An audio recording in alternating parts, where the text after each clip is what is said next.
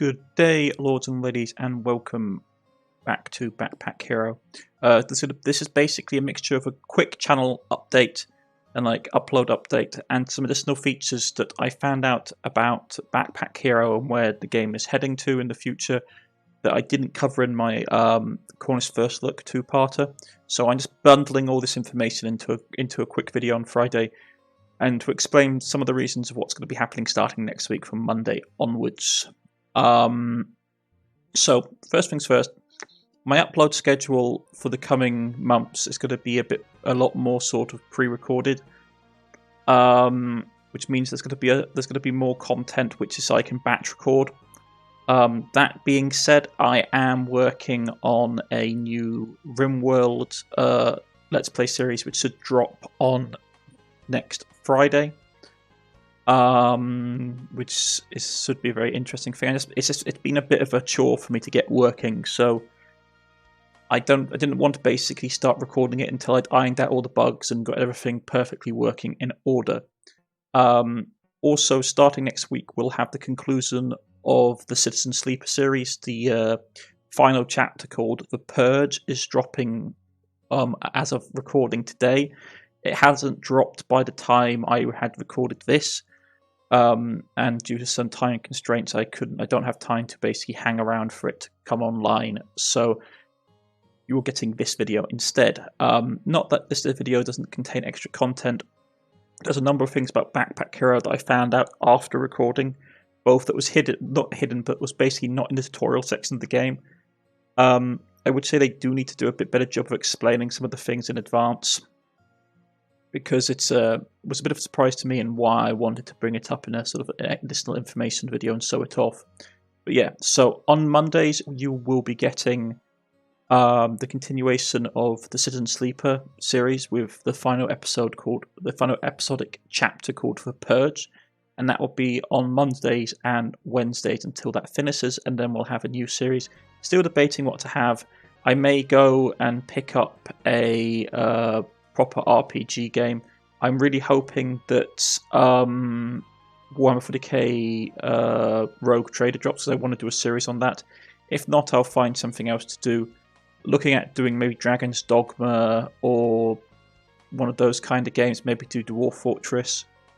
On Fridays we'll have RimWorld. I mean, if at the end of Citizen Sleeper I may just basically put RimWorld in the place of it. But on Tuesdays and Thursdays we're going to continue to have The Last Spell, and then on Friday we'll probably have a single episode of some kind of game that's basically, I do a long recording for it, so rather than being the normal 30 to 40 minutes of my other videos, this one will probably be around an hour, and it means that if I play a game I can get a good chunk done with only a single episode a week of it. Besides that, that's how I'm hoping to do some more sort of co-op stuff in the future. For the near time, that's going to be slightly shelved due to basically real life requirements. So just to recap, on Mondays and Wednesdays you're going to have Citizen Sleeper until that finishes, and then we'll probably have RimWorld taking its place. On Tuesdays and Thursdays we're going to have The Last Spell. And then on Fridays we'll have some series. I don't particularly know which, but it's going to be a long formatted one. So maybe something like Enter Elysium. I was thinking of maybe doing something like Silent Hunter 3, which is a cult classic, or something like that. One of those, a game that I can play for an hour straight, and just sort of do something that doesn't require a ton of editing to do. But we'll just have to see about that. Now, on the Backpack Hero. So Backpack Hero, as I sort of mentioned in the first two chapters of Cornish First Look, is in early access. So a lot of the features which are going to be added haven't been added yet. The main one is that this is still a roguelike game. And yes, even though we won on we didn't win in the previous run. I remember now. I won afterwards, after the recording was finished. I had a playthrough and had a successful run, and you get a reward at the end. The developers have said that there is going to be a sort of a settlement above the dungeons that you explore, that when you succeed and get your reward, you can bring these resources back that you gather in the dungeons and use them to upgrade your village and get additional things unlocked, like your typical sort of like roguelike in a way, to sort of help you progress deep into harder dungeons and that kind of thing. But there was something else that I found that I wish I'd sort of known about when I was doing the video, which is that if you start a game, a normal game, not the tutorial, and you basically, like, when you start the game, you literally have like a mouse. That's the character you start with. You start with Purse, and then you have basically a standard look. But if you go through the tutorial and you start the game properly, you have access to 5 characters. You basically have Totty, you have CR8, you have Satchel, and you have Pochetti, and they all have a distinct gameplay style. Purse plays like you saw in the earlier iterations of the game that we saw, very straightforwardly. But the other 4 don't. They all play really drastically differently and have very different rule set. Totty has very limited bag space, but she sort of generates these blessings, and it's all about magic. It's very interesting, and she plays very differently. Satchel basically has hardly any carry space, but like, you don't want to play the normal way. It's really interesting. I'd wish that I'd known about this when I was doing the other 2, the previous Cornish first look of the series. But they all play very differently, so I wanted to basically show how they play differently. Like, for example, she's all about minions, like she's basically a minion monster. And CR8, you have to sort of he basically runs off like the mana system in the game, so you have to have conductivity, and it's all running perfectly for his stuff to work. It's all really interesting.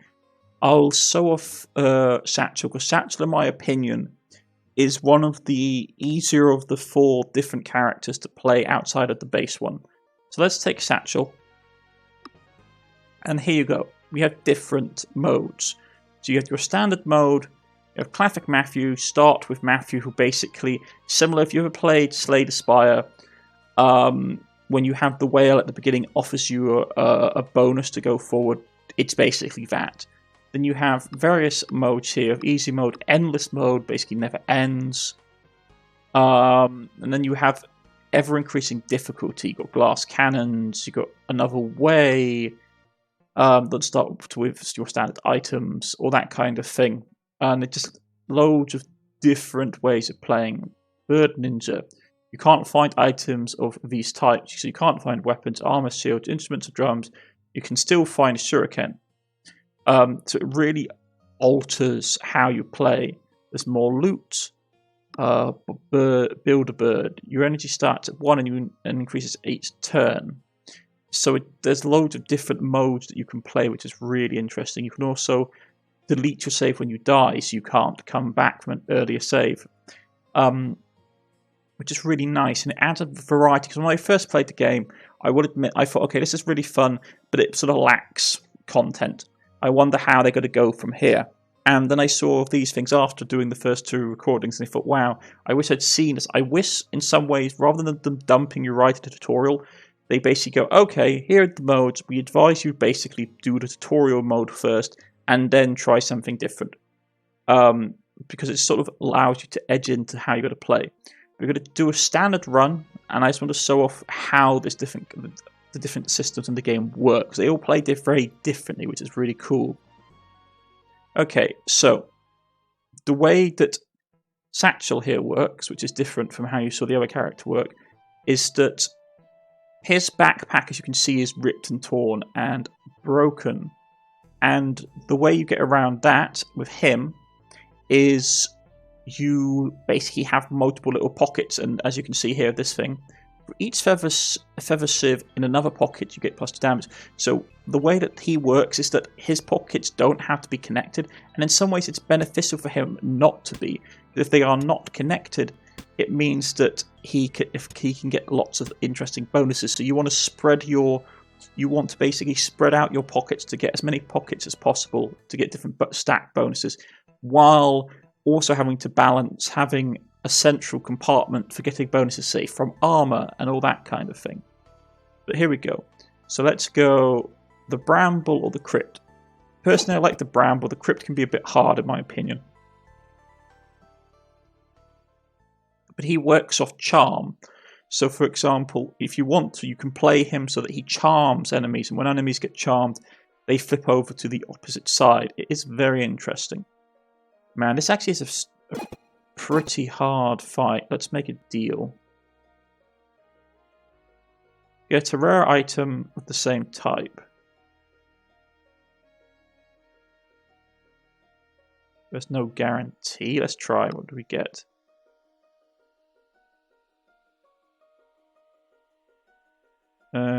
Yeah, basic sealed.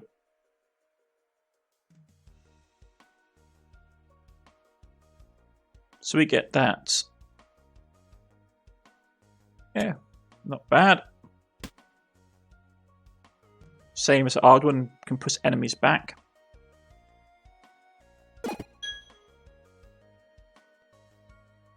We'll grab a bit of money.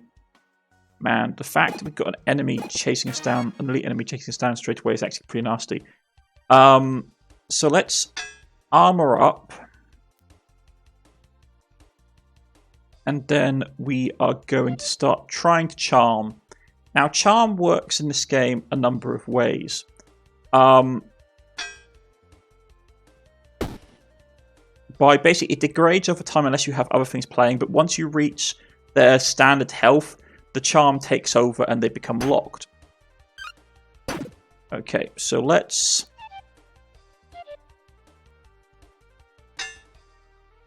try and, well, we're going to take some damage, unfortunately. Yeah, he's going to curse us as well, which isn't great. So let's flip this person over to our side. That person's going to run off. We did get enough XP to level up. So, as you can see, this is how he works. So, for example, we can put stuff over here out of the way. It's a really interesting way of playing. What did we get? We got some armor.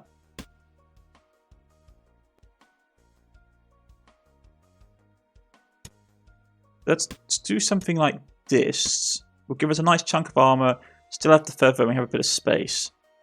We can take one more item. There's nothing particularly that I want.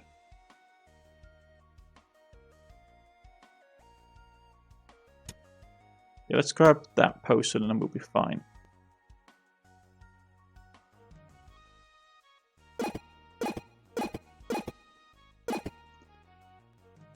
Let's heal. What did we get? Hopefully something nice.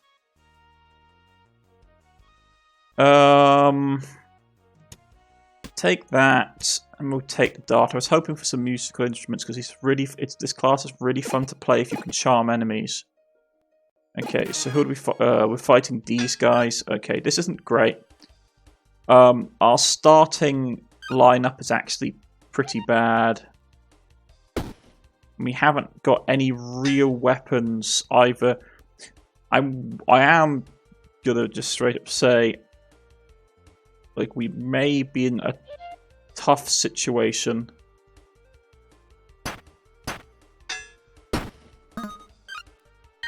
Yeah,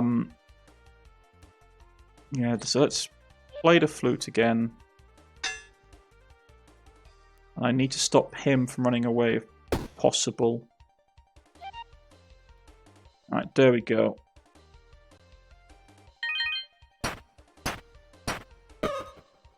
We got a little bit of XP and our money back. Okay.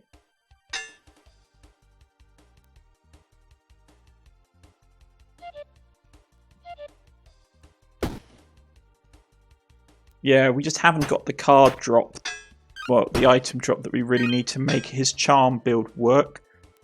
Which is unfortunate because I really enjoy playing his charm build.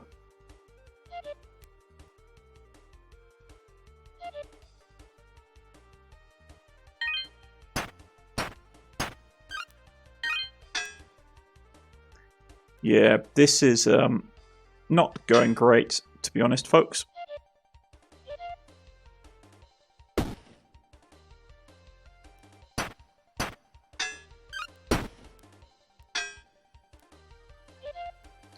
So let's get him over. So even if he heals up now, he won't... Yeah, there we go. And let's start working on him.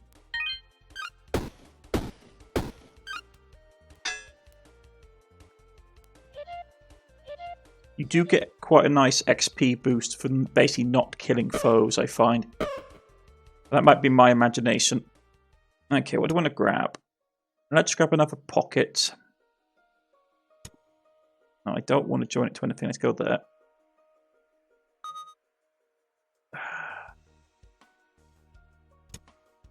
That's not bad. It's not great either.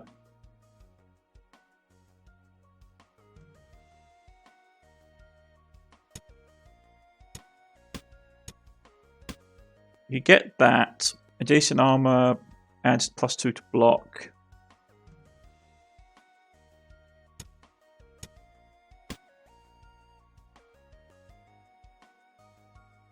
But we get bonus from shields, but we get a +1 damage.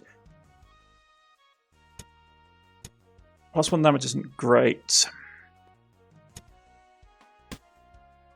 Let's get some healing going, because we're not great on healing. Okay. Let's head back.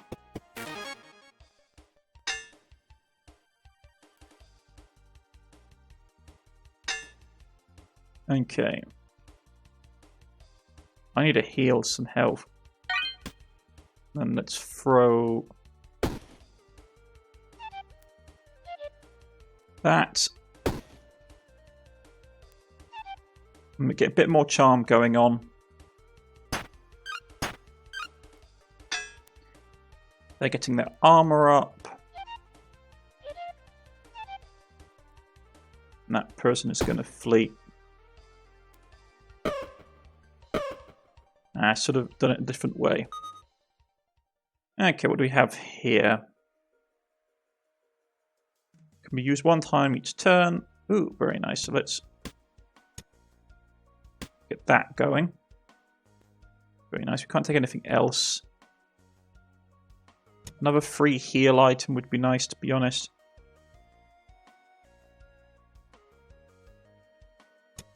Don't have a ton of health either. But no, this is how this, like, all the classes play very differently, and I wish I'd seen this earlier to basically mention it to you, the players. But like, it's a really interesting game to have, and concept to have as well. Okay, so get that up.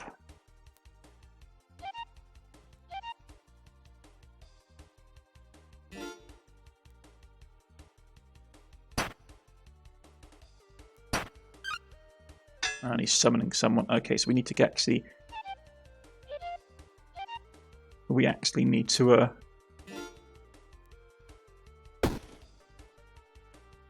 Who's he summoning? Ooh, that guy's actually going to be problematic.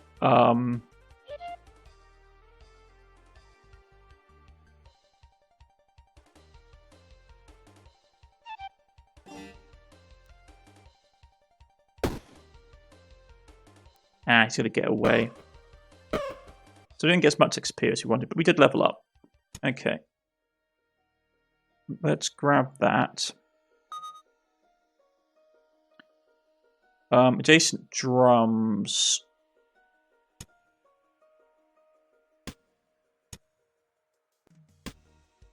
So yeah, we can activate that on the first turn and just keep it going.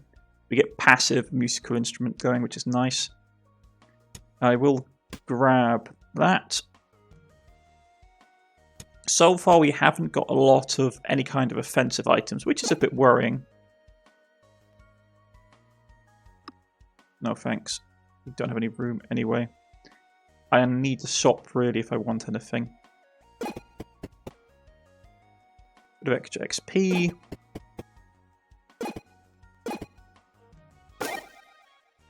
Okay.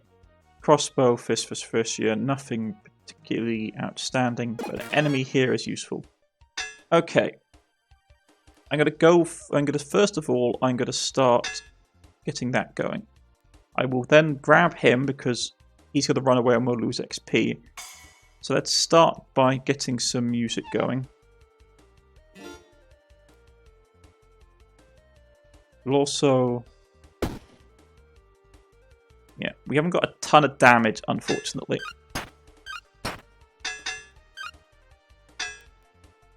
Okay. That's active. Adds 4 charm to all enemies every turn. So, we can get that going. And get him over to our side. I am going to then buff him with this again. Because we're going to get a slight wearing down of effect.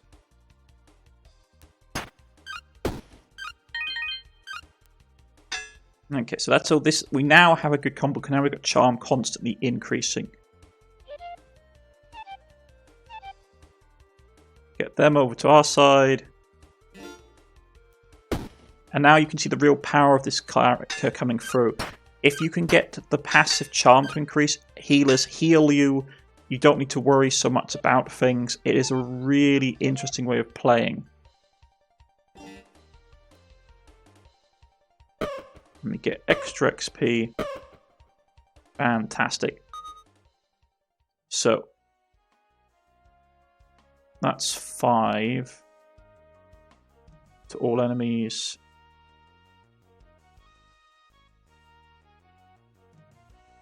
If I could take something out, what would I take out? Yeah. Let's get double passive going. That would be really nice to get. There's gem. That would have to be in a column for that to work. It might be worth it, to be honest. I'm going to drop the food. All adjacent and consumable items get +4. So you basically want this to have to adjacent to food to get the bonus from it. Okay.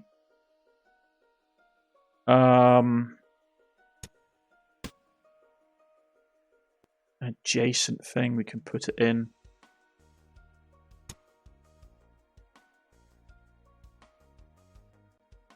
For the time being, let's get just them here. Should be good.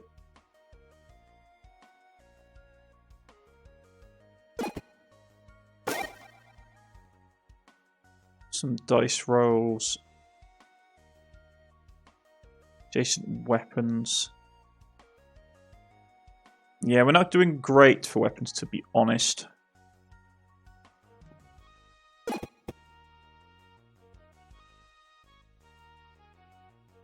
Okay. We want something that doesn't give us...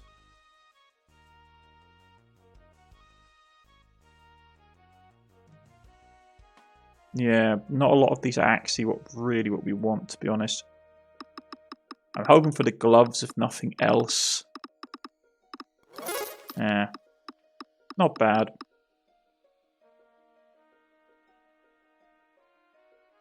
But we can't use it, which is a shame. Just how it goes. More really annoying. I really want more space. In hindsight, if only in hindsight. I gotta go and fight the elite enemy that's blocking our way. Rat King is interesting. Because we have... if we play ourselves correct...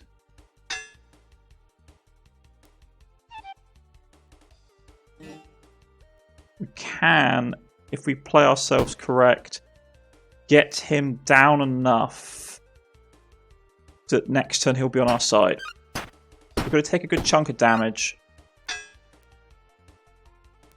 So I will pop the fish to heal up. And then we will get that going. We'll get the other one going as well.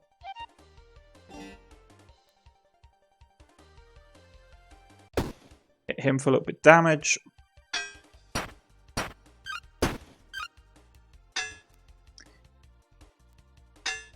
Get up. And now we have both of these going, so he's picking up every turn. He's getting 8 added to him, which is really nice for us.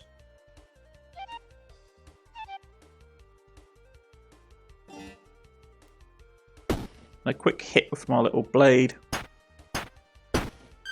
Took a touch of damage, but not a ton.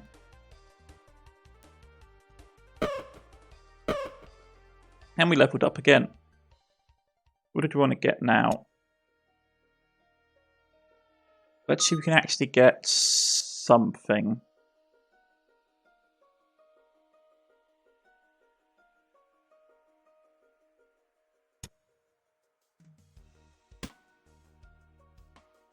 Yeah, that adds once per combat, adds 15 charm to an enemy. Quite good early on if you want to basically rush someone down.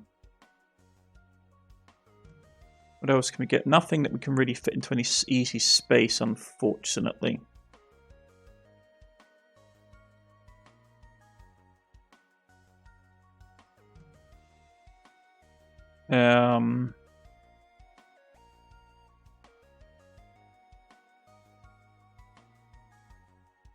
Be used once per turn, adds that to an enemy. Each turn adds 2 to all enemies. Yeah, I'm going to drop that and get one of those in. Let's get our passive going even higher. Okay.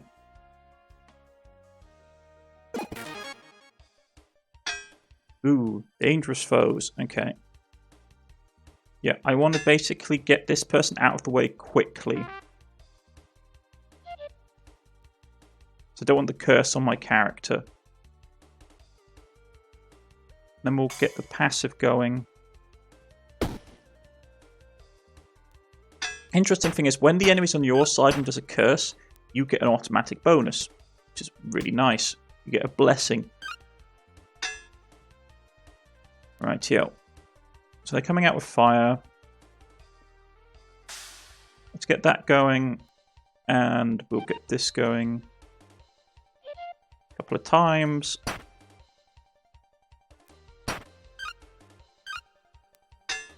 And that you can just see it went from 20 up to 32. We get a lot of charm build up now.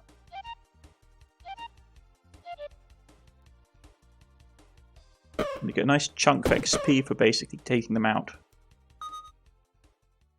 And we get another feather, and because we've got a gap here, we can put it in there, and that is fantastic. Adds on use adds 4 charm to all enemies.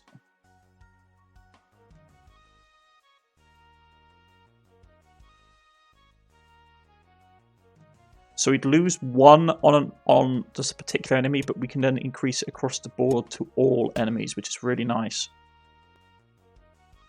So we can stack it quicker. The quicker we win fights, the less damage we take. Yeah. There we go. And I've got a particular playstyle in my head now. Let's get that. Get some money. Let's see what he has for sale. I'd love to have instruments in another pocket, get +3 charm. Yep, that would do nicely. I was hoping to get another feather sieve, but he doesn't have it.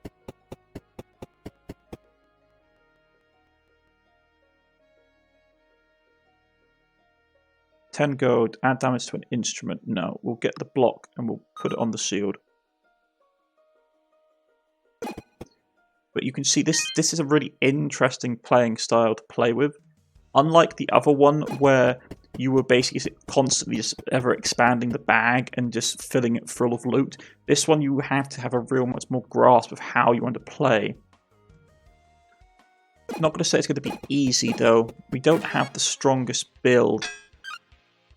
And he can be, this boss can be a bit of a pain to start off with. So let's get our passives going. And now that we have 2 of these in place, we've got the gem as well. We don't have it in 2 columns, but it does a nice amount of damage.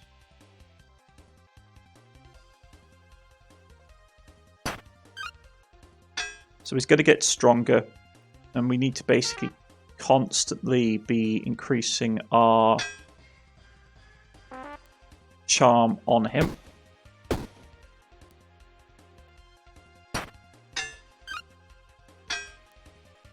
Now he's on our side, and you'd think that that would be the end of it, but no, because this boss has a second phase. No, actually, you can't. I knew you can dodge his second phase. It's very funny, but you can. Conductive each turn adds 3 mana to the conductive network. All weapons get this effect applied on use adjacent weapons. So if we were going for something that had like a bigger central storage, we would get a lovely bonus to the weapons, which is what I did with the last time I played this character. I had a large central block with a couple of pockets off the side and had this next to all my civs and just wrecked face. But no, let's grab that. We can always sell it. But there we go to the next floor. We can grab some money. We didn't even take any damage. So some more stuff we don't need. But yeah, this is how this character works. I don't need any health. And yeah, the game plays very differently. You want to be very minimalistic with Satchel. But I really like how they did a lot of different playing styles. Like how each character plays very differently, how the different modes affect it. And I just wanted to show it off. And, well, thank you for watching, folks. And thank you for looking at my channel update. I've been Cornish-knight. This has been Backpack Hero, and I'll see you all again next time. Goodbye.